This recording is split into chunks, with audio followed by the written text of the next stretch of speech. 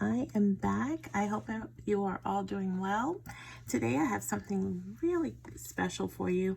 I'm going to show you this beautiful join here. It's called the Zig-Zag Slip Stitch Join.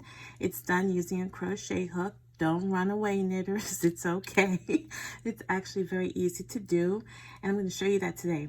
I'm going to show you, this is a way that you can join your flat knitted pieces in a very unique way that is easy and looks just absolutely beautiful and goes right into the look how neat that is on the opposite side. Okay, you see that? It's just, I love it. I'm going to show the technique joining a standard cast on to a standard cast off. So a long tail cast on to a standard cast off. That's what I'm going to be showing you today. However, you can use this technique in joining the sides of a piece. You know, like if I want to join these two sides together, I could do that. You're just literally going to be matching stitches, zigzagging back and forth. Okay, that's all it is. And so, but yes, I'm going to demonstrate it using a cast on edge and joining it to a cast off edge. Okay, so let's go right into talking about the crochet hook you're going to use. Now, a word about the size hook you're going to use. I knitted these two swatches in size US 8 5mm knitting needles. Normally when I do, when I add crochet to my knitting, I try to match up the same size hook. But in this case, I'm going to go down the size to a 4mm because for me, I find that when doing this join, it just comes out, the tension comes out better for me for the way I crochet if I go down a size. And that may be different for you. You may need to go up or down a size. And you can see as you start to do the join whether or not that will be the case, and you can adjust accordingly, okay? This is worsted weight wool yarn. And what else can I tell you? I think that's it for now. So let's just go to it. Okay, so here's my loop for my cast off. And I'm going to put it onto my hook, making sure that the yarn, yeah, let's see, it's twisted. Making sure that the yarn that goes to the skein is in front. So let's do that again. Okay, it's in front, facing me, so that my loop is not twisted. Go ahead, we're on the right side already, so that means we need to go to the left side. So find that first stitch and the two legs that go with it. And so here's one leg of the yarn, and then there's the other. Okay, see that? Yarn over, pull through those legs, pull through the loop on the hook. That's your first stitch. Now the second stitch goes over to the right. We're going to zigzag, right? So we're going over to the right. Sometimes I find this first stitch here to be a little tight. In my case it is. First of all, I'm going to find it. Here it is. It's a little V. You see that right there? The little V right there. That's where we're going. We're going underneath those two legs. So take your time.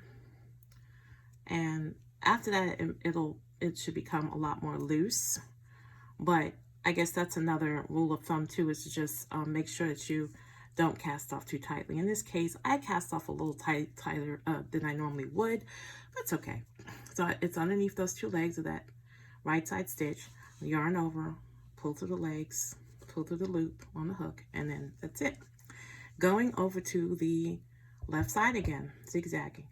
I turn, because this is a long tail cast on, I turn it a little bit so I can see where I'm going next.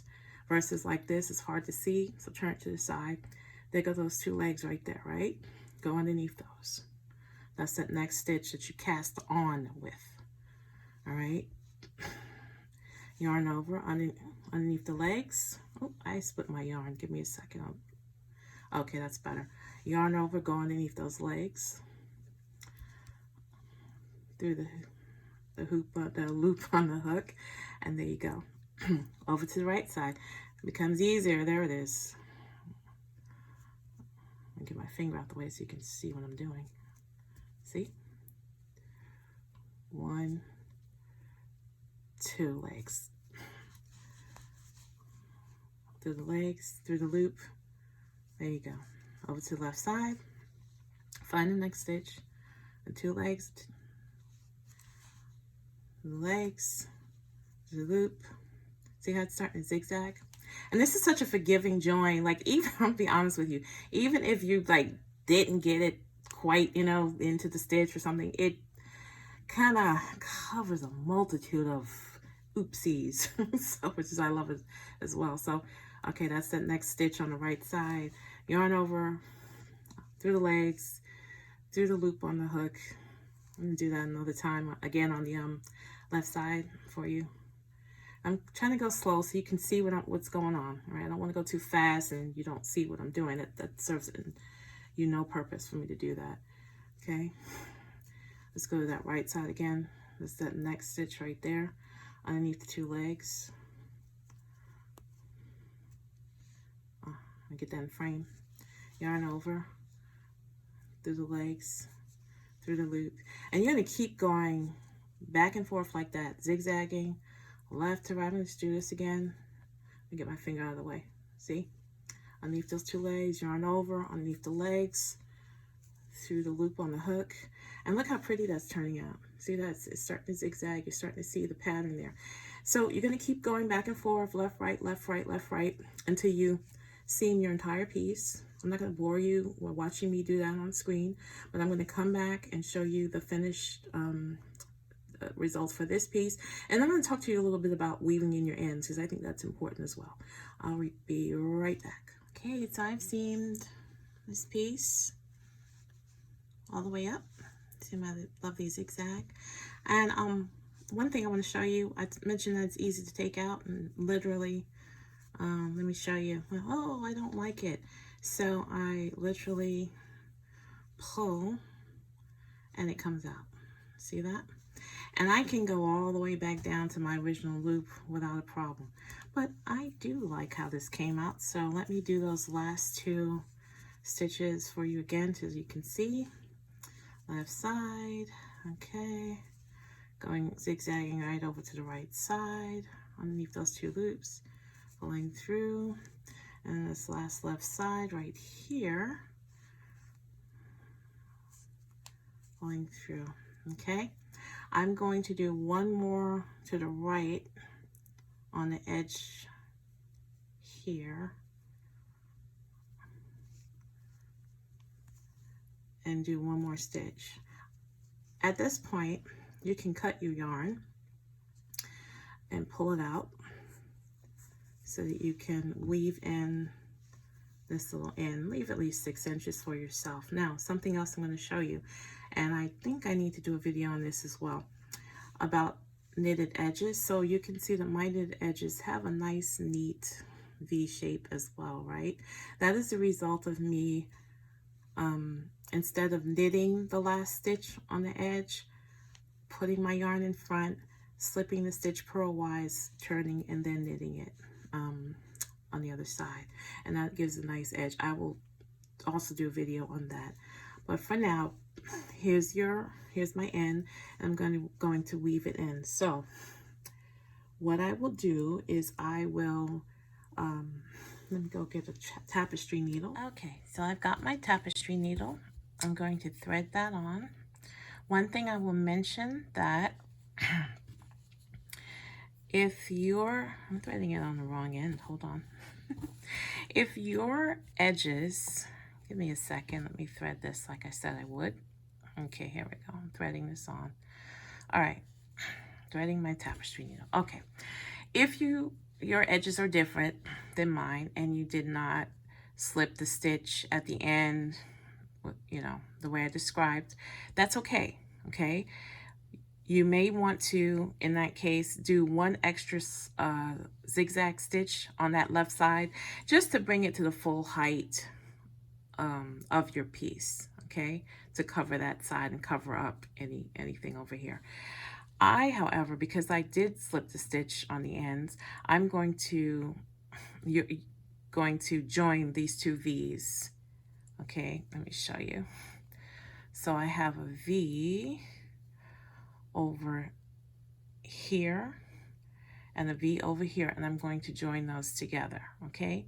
So I'm going to do that by taking my yarn to the back, and if you have a different edge, you're going to take your yarn to the back as well, okay, to the piece, and I'm going to put it through the two legs right there of that stitch, and I'm going to wrap that around the two legs of the stitch on this left side here, like that, and then put it right back down through this stitch, same stitch that I started with. See, and then that joins the two together. Okay, if you don't have that type of edge, that's okay. Like I said, you may want to do another zigzag stitch on this side and then take the yarn to the back and begin from here. Okay, so the yarn's to the back. I'm going to take it to the beginning of that join, which is somewhere around here, and just anchor it. I'm going to loop it around. I like to loop it around at least two legs because that gives it a little bit more stability and prevents it from stretching versus looping it around only one leg of yarn. And then from here, I'm just going to take it and thread it underneath a couple of those legs, about an inch or so. You don't need much, okay? Thread it around like that, underneath, I should say. Make sure, you know, pull it, make sure it's not not too tight. Maybe go one more like that, okay? And then I'm going to loop it again. Loop it right here, okay? And then come back underneath those legs one more time. And that's it. Then I'm going to stop just short of the top and go right here. Trying to see it on the camera. Okay, just like that. And then I would cut that. I'm gonna give it just one more little tug, make sure it's not too tight. And then I would cut that yarn right there. And that would finish off my weaving that in. And it's hidden, because like I said, it's not, it has some thickness, but it's not too thick, so it's still comfortable and hidden. Here is another example of that join on another piece. This is another version of the sideways cowl that I'm working on. And yeah, so there it is. Let me know what you think about this technique. Let me know if you've tried it, and if you have any questions, I'll be happy to answer it for you. One more thing I'd like to mention is that we now have a Discord server group, and the name of it is Blue Yak Creative Hangout. I will leave a link for you, and I would love for you to join us.